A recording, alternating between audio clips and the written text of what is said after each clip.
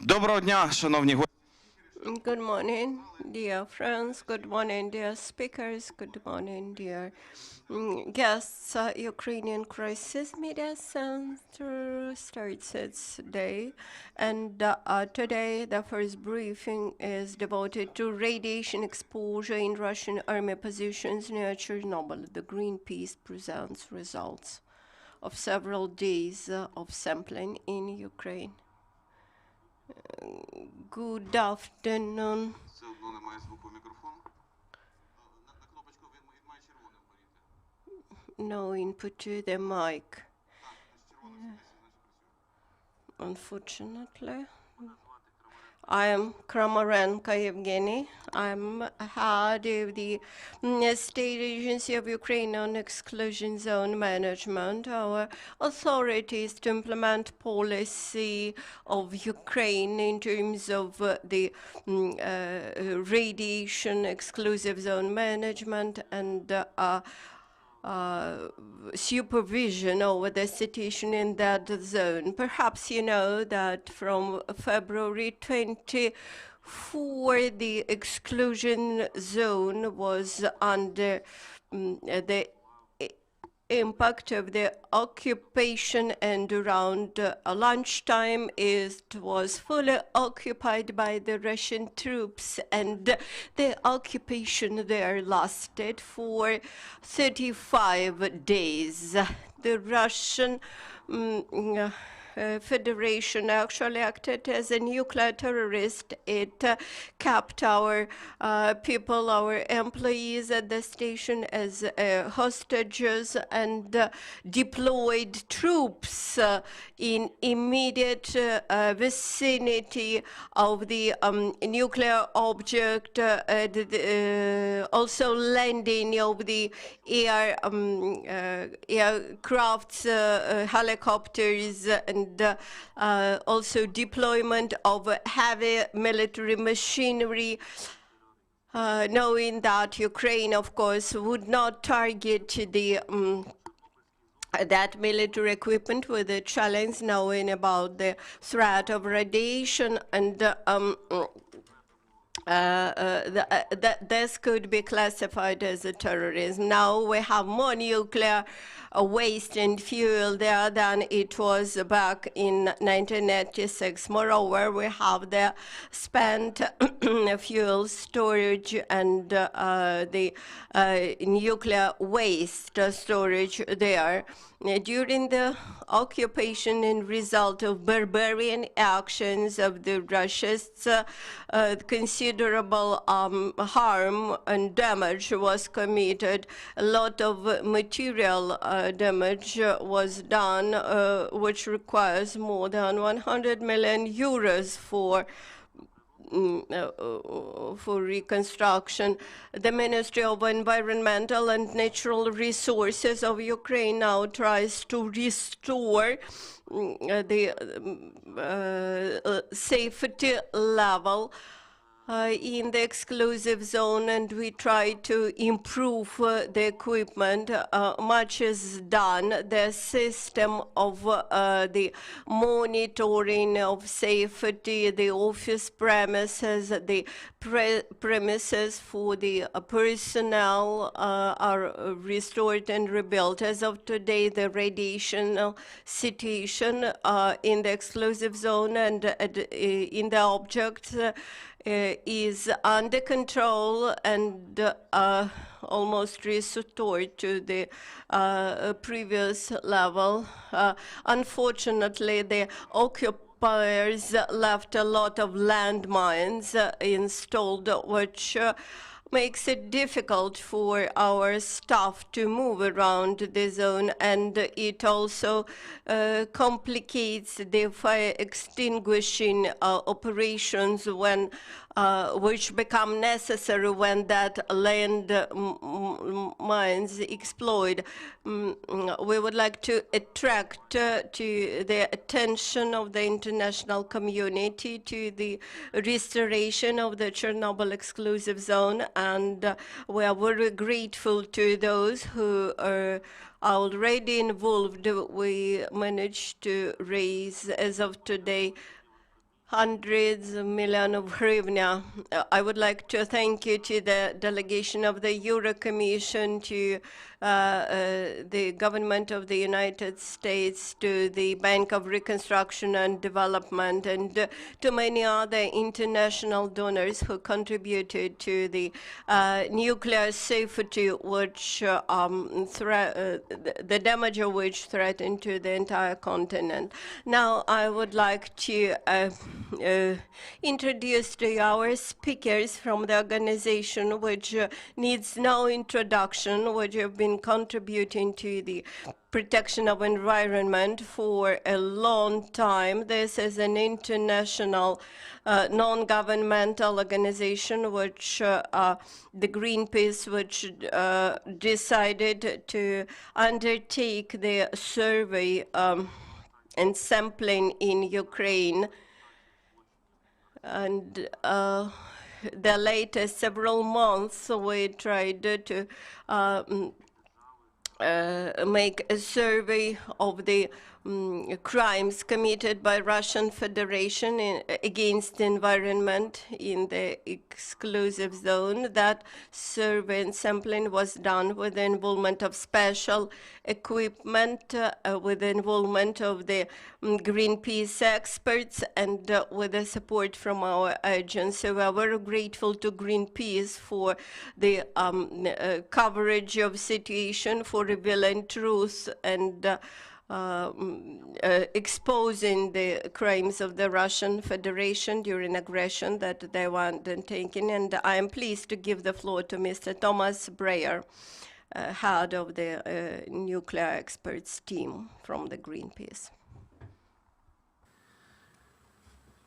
Good morning, and thank you for coming, and thank you for the introduction, Mr. Kramarenko. Let me first express of the team the deep shock and deep sorrow about this war against Ukraine and Ukrainian people. So that's hard for us being here and seeing what has happened to the country and to the people. So then I would like to thank Mr. Kramarenko for the invitation of the State Agency of Ukraine on Exclusion Zone management, so that we could, in very difficult times for Ukraine, do this work in the Chornobyl exclusion zone. And I would like to thank as well the Ukrainian Foreign Ministry that they have supported our attempt as well. And on the podium, you already have heard Mr. Kramarenko, the head of the State Agency of Ukraine on Exclusion Zone management. Then on the left side is Mr. Kireev, the General Director of the State Specialized Enterprise Ecocenter, who accompanied us in the field as well. So thank you for your expertise and your deep knowledge you shared with us. And then next to Mr. Kireev is Ms. Solodka. She is responsible for communication for the State Agency of Ukraine on Exclusion Zone management, and supported us a lot in making this happen as well. So thank you for this. Then to my left, you see directly to my left is Shaun, Burnie, a nuclear expert for Greenpeace. And to his left, you see Vande Putte, as well, nuclear specialist for Greenpeace. So Vande Putte from the Belgium office, and Shaun Burnie currently working for the German office. And to my right is our press officer Björn, Jettka. I myself, Thomas Breuer, I'm heading this mission to Ukraine, and be deeply honored to be welcomed in Ukraine. Why is this important for Greenpeace?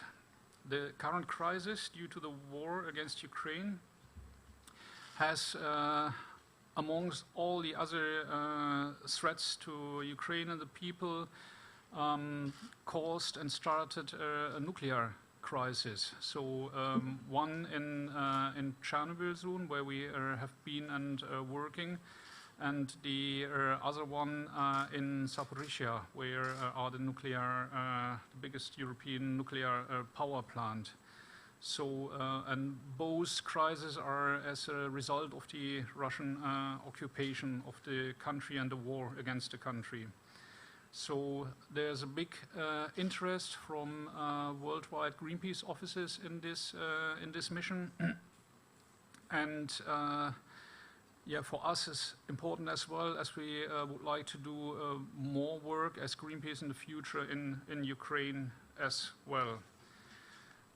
As we have a hybrid press conference, so a lot of journalists are sitting here in the room, but on Zoom there are a lot of other colleagues and journalists. So if you have in the later Q&A session questions, please give your name and the name of your media company. And for people joining on Zoom, please of course do the same. And place your questions in the Zoom chat so that Björn can then process them. And now I would like to hand over to Shaun Burnie to start the explanation from what we found here on the ground. Thank you. Thank you and good morning. Go to the slide, please.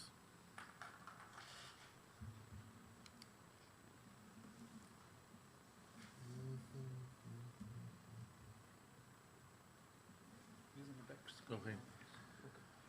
Yes, so as Thomas explained, Greenpeace is here to conduct an investigation to document the current situation in Chernobyl.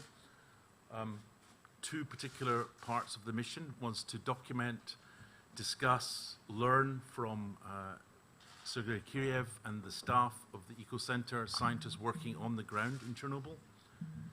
And secondly was to conduct a radiation survey, and my colleague Jan Vande Putte will explain the second in a minute.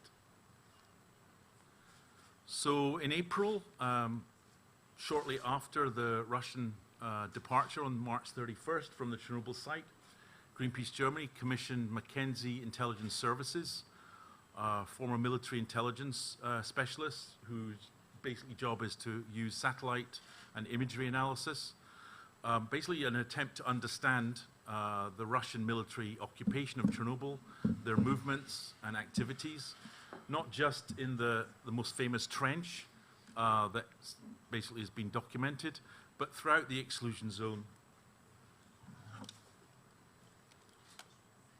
So it involved looking at about 4 or 5 different types of satellites from European Space Agency, from Maxar, from Planet, down to a resolution of 0.50 centimeters.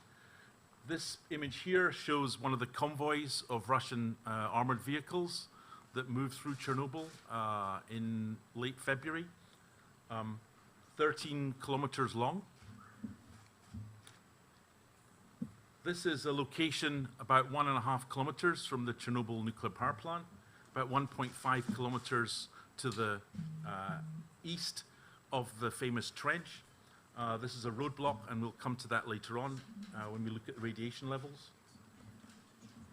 This is a satellite image of an area to the south of the trench, about 1.5 kilometers.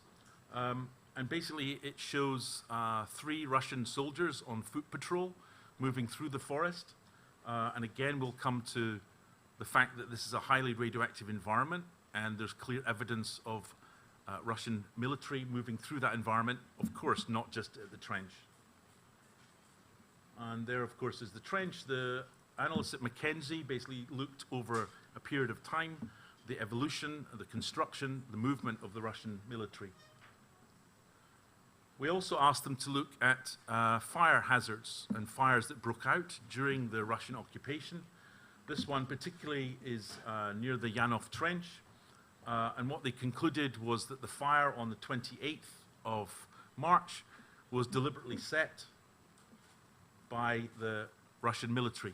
We also have, in the last days, received information about actual firing of multiple rocket launch systems, including thermobaric, from within the highly contaminated areas of Chernobyl. And of course, these things set fire to areas that are highly contaminated. Arriving in Ukraine and arriving in Chernobyl, we were shown by Serhiy, Kireev, the situation in the various laboratories at the Ecocenter. The conclusion of our visit, not surprisingly, is that Russia has committed a crime against the environment, a crime against science. The work of the scientists to understand the world's worst nuclear accident is absolutely critical, not just for Ukraine, managing the legacy of the Soviet Union and the nuclear programs, but also globally, including, for example, in Fukushima. Chernobyl is where Fukushima is maybe in 10, 20, 30 years. So it's incredibly distressing to see the scale of damage, looting, the damage to databases that the staff have experienced in Chernobyl.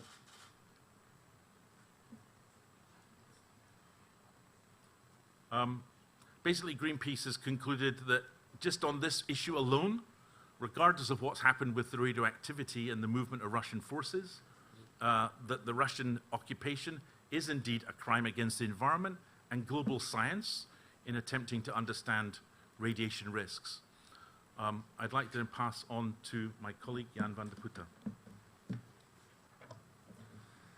Thank you, Shaun, and good morning.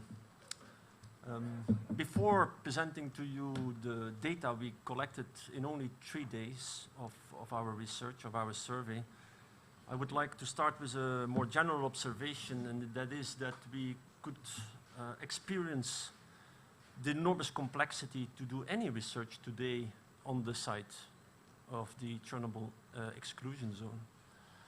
And that has a lot to do with not only the proximity of the war, but also especially the landmines, the explosives, which makes it practically impossible to do surveys on the area. To do a survey properly, you need to be able to take samples. And to take samples, you need to be able to walk into the forest, walk into the field, dig into the earth, and take samples out. And this possibility is now extremely difficult and also endangering the staff of the Ecocenter, the firefighters we spoke briefly, and the different agencies responsible for the safety of the zone.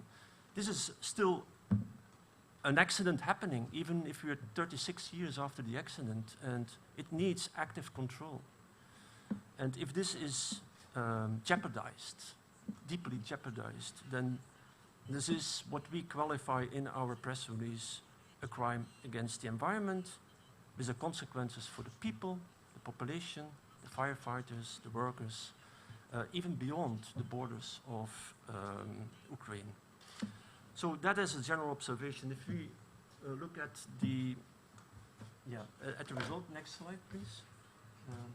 So, of course, we prepared for this complexity to some extent, as far as you can, because you cannot walk in most areas. We adapted the drone system we have used since 2018 in Fukushima for use here, and we have measured radiation levels, contamination from the air.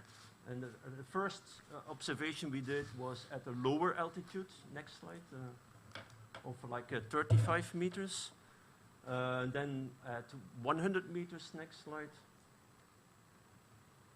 Yes, so at 100 meters you get a bigger picture, and the symbol P1, that is where this famous Janov campsite is. Relatively speaking, the radiation levels there are relatively, I speak relatively low compared to if you go to the south. We know from last year's BFS German authority measurements that radiation levels there in the dark red color are above 10 microsievert per hour, whereas in average at the campsite, those rates are more or less from 0.2 to below 1 microsievert per hour, with some areas to up to 2.5 microsievert per hour. So there's a huge contrast in that area. We have observed, as Shaun has explained, in that area towards the south, more to the left, these soldiers, Russian soldiers, patrolling in that area. And so we cannot go there, obviously not. We cannot study if more Earth has been disturbed, if more work has been done. But there has been activity not just at that campsite, but in a widespread area. So just focusing on the campsite is misrepresenting the situation. Next slide. So if we use a drone at a low altitude at 10 meters, we can, that's very practical. At that campsite, we can identify the hotter areas, the hotter contaminated areas. All these measurements are in counts per second, not converted to microsievert per hour, but these are relative maps. These colors represent the contrasts in radioactivity. And they enable us to identify the range of radioactive contamination within a certain area. And so based on this observation with a drone, we went into the area and we first measured mapped further the radiation levels with, next slide, with this like 6 meter long stick, which enabled us to reach further out, 6 meters on the left, 6 meters on the right, and map the radiation levels in that area. Next slide gives an impression of this mapping. Of course, we cannot go further because of the mine explosive situation, but it gives, let's say, an overview. Based on this map, we then looked into sampling. I insist that sampling is actually the only reliable methodology to study the risk to people being there, because it's also not about the radiation level from the ground shine, from the external radiation, but especially in that area, the risk of internal contamination, especially if you camp there, or if you turn around the Earth and bring up radioactive contamination that was in a deeper layer before. Next slide. And so we took, let's say, I think 16 samples. Next slide. And analyzed them in this, yeah, let's say, this equipment, which is compared to a proper lab, the Ecocenter, where they have, I counted at least 8 germanium detectors. It's a totally different level of precision. But it enabled us to really, in the field, in short term, identify these samples. And the results are given in the next slides. I'm not going into detail, but it shows a huge, even within that site, and we're talking about meters, a huge contrast of contamination level. And that has to do, including with the Russian army turning around soil, and you can actually measure very low. Some of the measurements were very low contaminated, lower than what the IAEA has measured even. But you also have much higher contamination levels. So even within this short space, you can observe today enormous contrasts in contamination based on soil sampling. Next slide. And this is just, let's say, proof of, let's say, concept. 3 of those samples were also measured at the Ecocenter and by our field lab, and confirming a pretty good precision, even in a short counting time. If we would take more time, which we didn't have in the field, you would get to a higher precision, obviously. But it is really very, very practical work, way to work. Next slide. And so next thing we did was simply to walk along the road, let's say from that campsite towards another roadblock that was observed by the satellite imagery. And let's say the dose rate at the road ranges from 0.2 microsievert per hour at the road, on the road at the campsite towards 7.7 microsievert per hour. It's just an illustration. We cannot map the whole complexity, as I said, in this very difficult circumstances. But these are just illustrations of the enormous variety and complexity of this area today. Next slide. And so this leads me to the conclusions that were presented by Mr. Grossi in April, which I think are inadequate. These conclusions that he drew, that he only focused on dose rate. What we clearly observed is if you look in the wrong direction, you don't want to find the problem, you will not find the problem. It's very easy. And so if you would only want to tell the story that there's an incredible, everywhere there is an incredible risk, that's not accurate as well. So it's enormous complexity, and it's very easy to misrepresent the situation. And this is actually what happened at the press conference of Mr. Grossi. I think this is inadequate and in a way painful. So it's wrong at different levels. The first level is what I showed within the campsite. There enormous complexity, also for internal contamination of people, but also the fact that if you zoom out and look at the wider area, you have an enormous contrast and much higher contamination just a few hundred meters further south or to the east. Next slide. Yeah, just simply to wrap up, actually, this has most of that has been said by Shaun and also by Mr. Kramarenko. We categorize this clearly. We're an environmental organization. And so this is our job, to look at these things from an environmental point of view.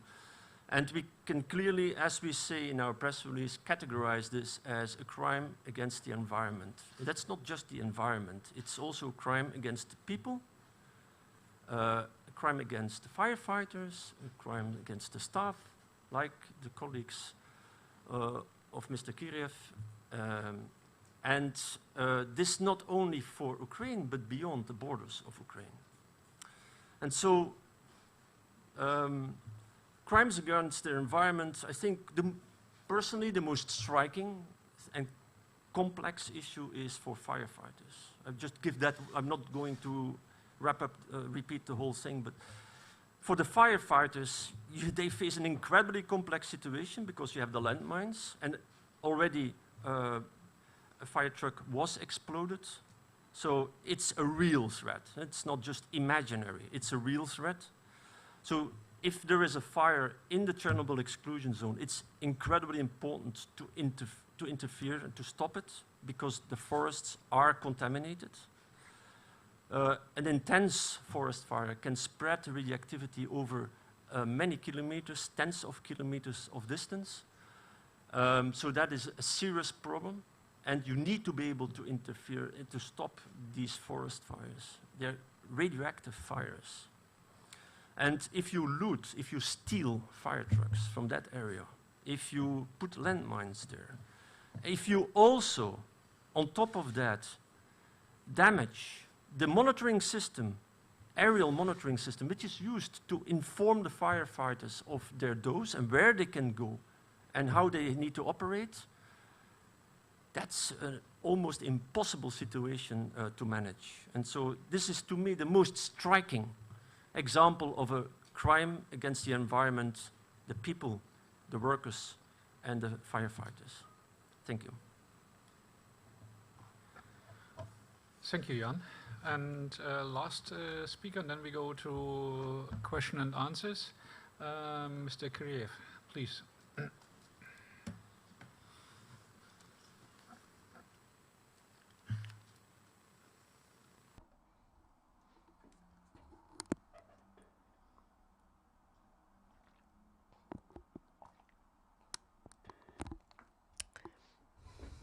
no input to the mic, unfortunately.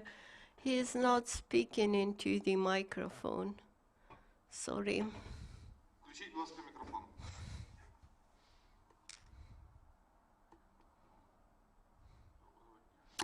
Good afternoon, dear friends.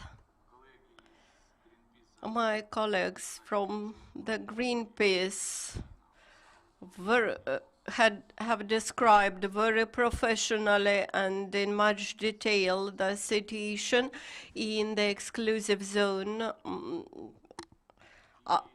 during occupation and after occupation. What we have found, that survey and sampling which we had carried out together, they confirmed our previous conclusions that there was considerable impact on environment and on the territory, which was even before that impact, it was the exclusive zone that was the dangerous zone in terms of radiation. And according to Ukrainian regulations, all the activities in that area had to be carried out with consideration of the nuclear safety and security. And you see that all the regulations and rule of the radiation security were breached. And this was the unprecedented case when the foreign country occupied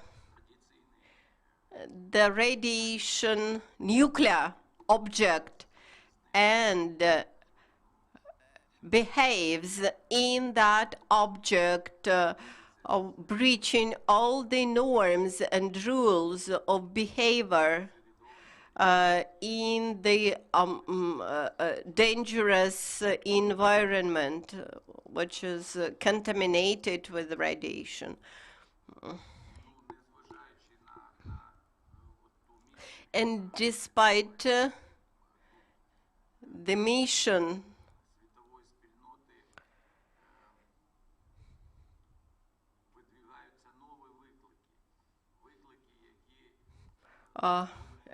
or better to say, due to the mission, we see the new challenges for the international community.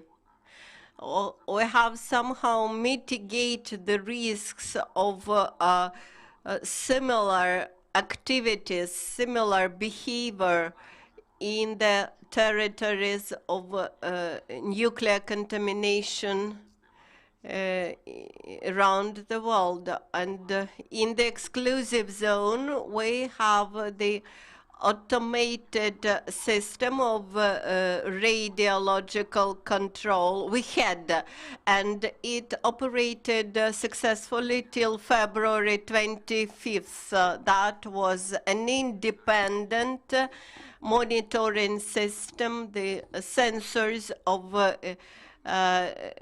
gamma emissions were located in that zone, and that sensors monitored the levels of gamma radiation during on February 25th, and the level was 8 times higher than the normal ones. When the labs, the monitoring system were damaged by the Russians, when the laboratories were robbed, when the whole monitoring system was ruined,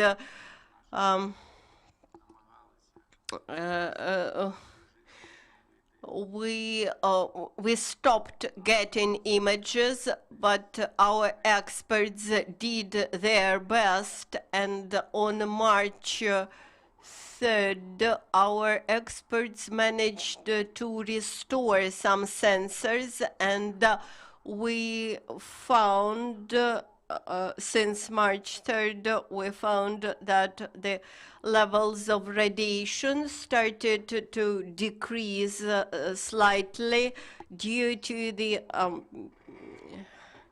less intensive movements of heavy military equipment. But nevertheless, such behavior, such irresponsible behavior made us to imagine that that became possible in this new world, to breach so drastically the safety rules.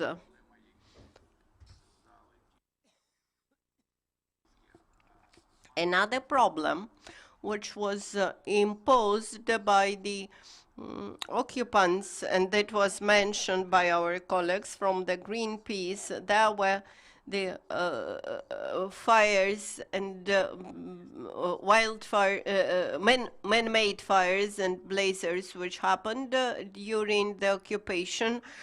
We had registered 9 locations, 9 spots where such fires happened. This suggests that those fires were provoked by the Russian troops. Our experts' estimations suggest that around 80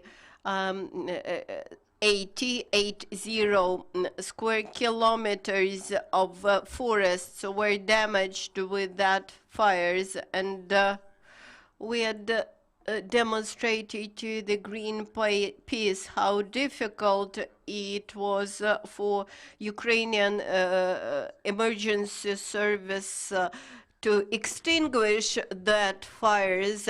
Even during occupation, the Ukrainian emergency service firefighters did their best to extinguish all the fires,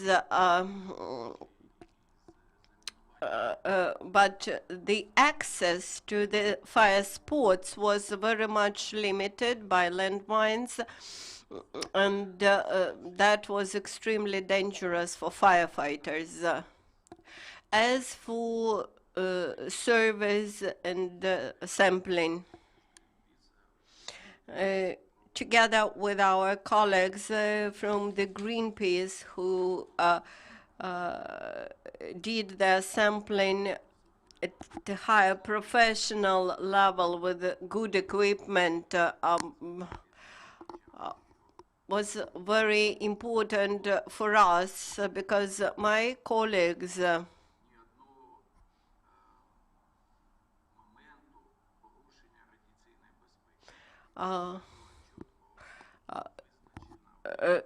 have noticed that everything was done according to the special protocol. First, the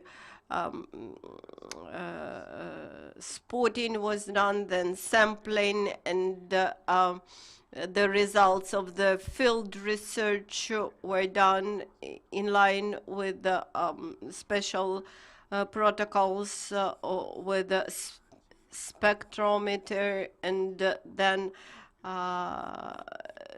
the samples proved our previous results of our sampling. Actually, they coincided very much. As for the samples of soil and as to the radioactivity, actually the Russian soldiers were digging into the radioactive waste according to the scientific classification, and they were burning that radioactive waste, etc. And besides contamination with cesium-137, which was measured during our field sampling,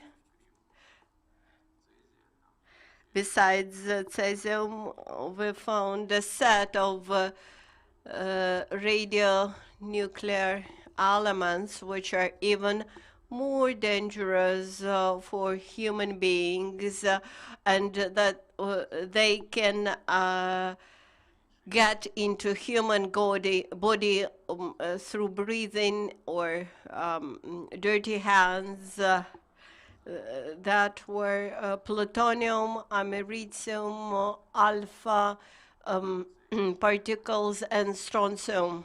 This brings in even more danger to people who do not feel it immediately. Human beings usually feel it after some time later. And wrapping up, I would like to emphasize that this was a good cooperation experience, and it has it has demonstrated the new methods of exploring such territories, like field spectrometry, like the use of drones.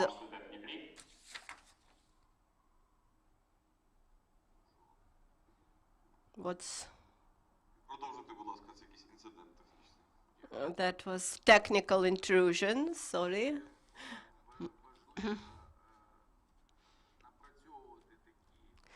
So these new ways which were tested during this survey in the zone with high risks will allow us to develop new methods of studying the impact on environment, the impact on staff. It is extremely important for us from the view how to protect people and life in general from these ionizing emissions. Thank you. Come to your questions. So, yeah. Шановні гості, хто має запитання, будь ласка. If you have questions, please raise your hands and ask.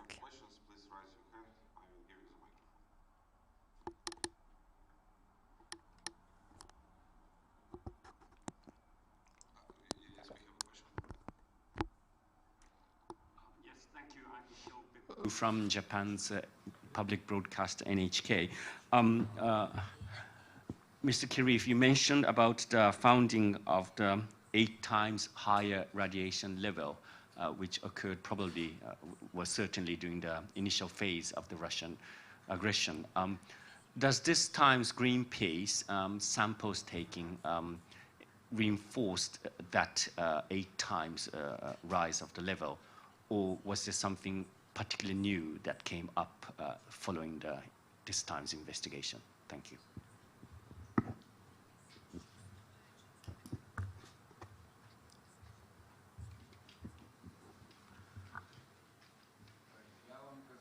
Мікрофон, будь ласка.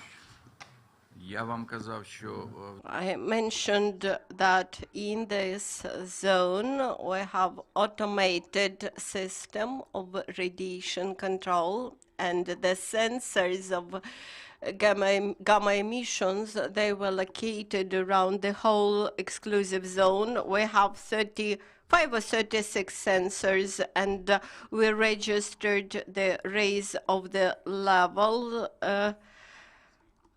in each zone for each sensor. For each sensor, the controlling level of radiation is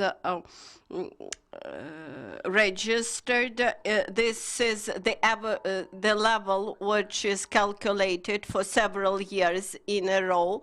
And when the level rises, we understand that something is going on. And when that heavy military equipment entered the zone and started to move in the exclusive zone, and the dust was raising into the air, that provoked the exposure level and the raise of the controlling level, so to say. Greenpeace did not make that measurements. They did not compare the level of the shown by the automated monitoring system with their data. This was exclusively our data.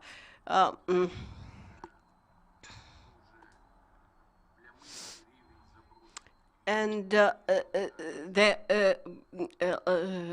if you look at the configuration of the contamination, these are like in spots. You can trace this contamination that it is in spots. Whole. So then there are a couple of questions from the colleagues joining via the Zoom conference. So Björn, please. Yeah, I've got another question from Finland, going to Serhiy.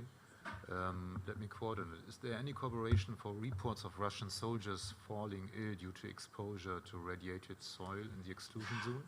And in addition, based on the samples, this goes, I think, to Jan, is it possible that soldiers in the area suffered adverse health effects from radiation alone as opposed to other possible causes?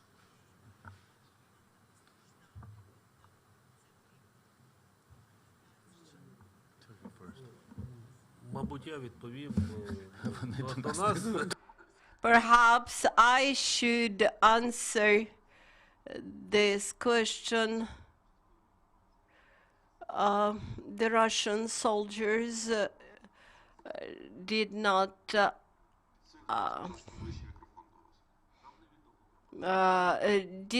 request for healthcare assistance in Ukraine, and we do not know what happened to them further, whether they requested medical assistance elsewhere. We do not know. Regarding the risk to people being there for several weeks unprotected, it's clear that there is a possibility of severe contamination, especially if you take into account the possibility to be contaminated with hot particles or even fuel particles. We were searching for that. We had a methodology with a tray and, let's say, identifying hot particles. We did not identify that in the Janov site. And actually, we did not really expect it there because of the location.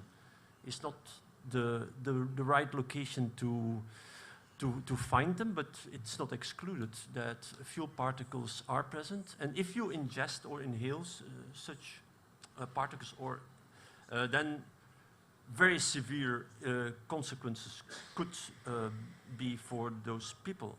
But we cannot prove this. The highest risks for such type of high-level contamination with a particle is obviously beyond the Janov campsite.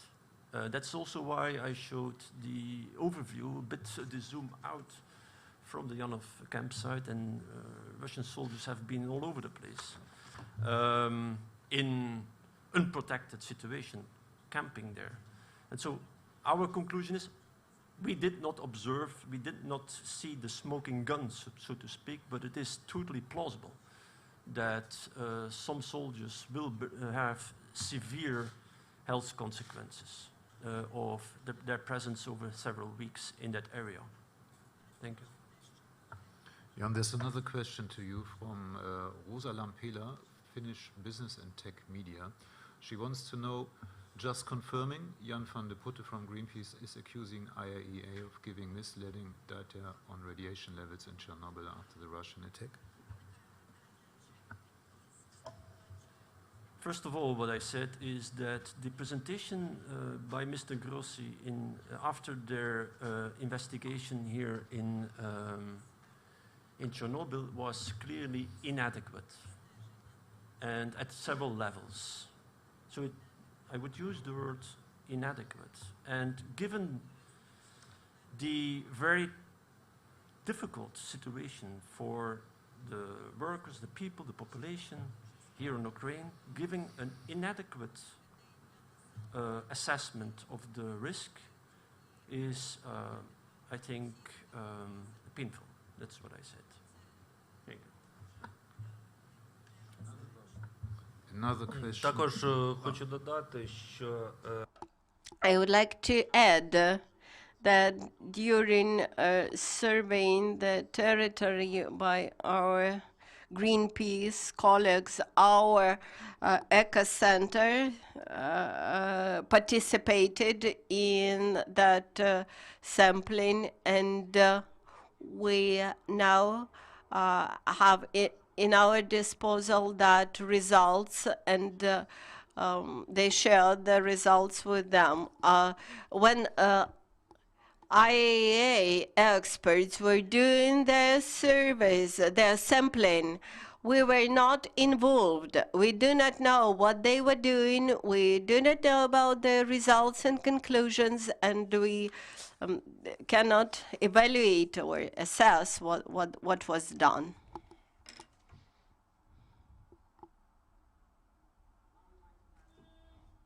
I would like to add to that obviously maybe in the future weeks, and maybe thanks to this press conference, the IAEA will come up with some interesting conclusions from their research, but we haven't seen it yet. And so the only thing we can observe is the statements at the press conference by Mr. Grossi were inadequate. And maybe there will be in the future interesting conclusions. Thank you.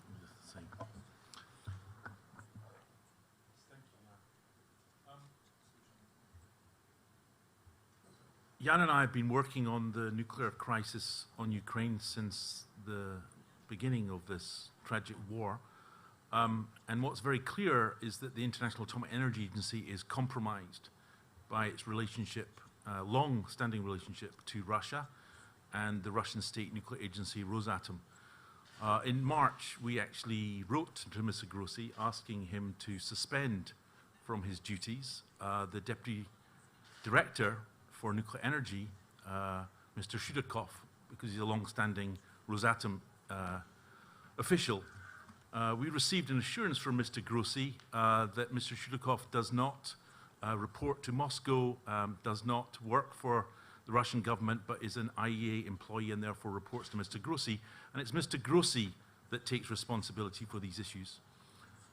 We have severe doubts about the International Atomic Energy Agency independence in terms of its role in Ukraine. Extremely concerned about the role of the IAEA and its long-standing relationship with the nuclear industry in Russia and the Russian government. That's all I will say at this stage. I've got a question from Michael Lohmeyer, Die Presse, Vienna, to Mr. Kramarenko. How many Ukrainians have been within the area, Chernobyl staff as well as soldiers? How many are treated in hospitals?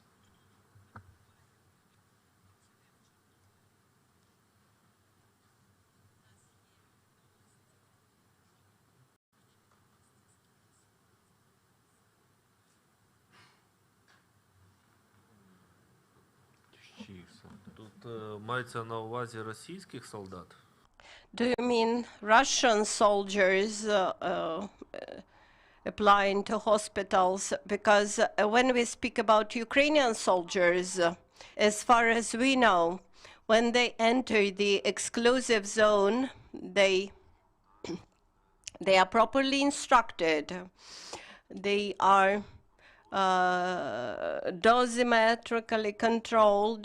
They get proper equipment, and they are not allowed to enter the exclusive zone without special equipment, without special protection, which allows them to be protected against overdosing and to stay there safely. As for the Russian soldiers, we know nothing about any complaints, health complaints of those soldiers, but we can be sure that those people who stayed in that area without any protection and control, they may feel the consequences of that for their health in the future.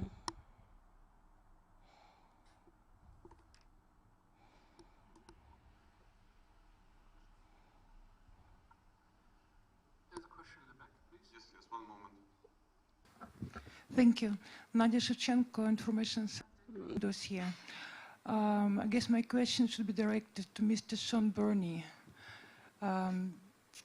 Given this first precedent in the history when nuclear object was attacked, was under terrorist attacks, what could be your conclusions on how can the international community provide safety to nuclear objects? And given the failure of existing international organizations to provide any even monitoring, would you think the idea of creation an international body for ensuring physical safety of nuclear objects and nuclear materials would be in time now? Thank you. Thank you for your question. The Zaporizhzhia nuclear power plant, Europe's largest, as you know, is still under Russian military occupation, but also occupation by the state nuclear agency Rosatom. The problem is that nuclear plants were never designed to withstand direct attack. They're highly complex machines, highly complex industrial facilities, but they're also vulnerable beyond the site. And in particular, Greenpeace in March was warning that one of our major concerns was the loss of electrical grid connection. And over the period between March 4th and the coming days, we in fact did see the loss of grid connection as a result of the war, many kilometers away from the plant. The International Atomic Energy Agency only last year issued its guidelines for external hazards to nuclear power plants and actually ruled out the consideration of projectiles in the event of a war, largely because they explained that these projectiles, artillery shells, missiles, travel at a speed greater than Mach 1, which means that the actual structures, nuclear buildings, spent fuel pools, they cannot withstand direct military attack. But there's a much broader context, which is how do you operate nuclear power plants when you have a full-scale war. It was never considered. Greenpeace and others have been warning for decades that nuclear power plants are vulnerable in times of conflict. So this is a major issue. There's no simple answer going forward, but it's something that absolutely is a priority to look at. The first priority, of course, is that the Russian military have to leave Zaporizhzhia and they have to leave Ukraine immediately, because the risk, not just to the people of Ukraine from a nuclear disaster that we're looking at in Zaporizhzhia, it's a ticking time bomb, would be catastrophic for Europe and potentially far worse than the Chernobyl disaster, which we are still seeing 36 years on, is still a serious problem. Thank you.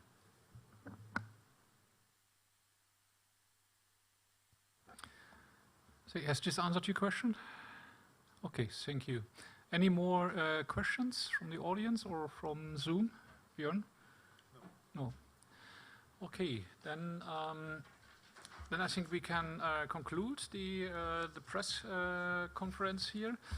Thank you again for joining us in the press conference. Special thanks again for the State Agency of Ukraine and Exclusion Zone Management to have us here and to support us. This was extremely helpful. And yeah, I think that's the conclusion of this press conference. Thank you very much for joining.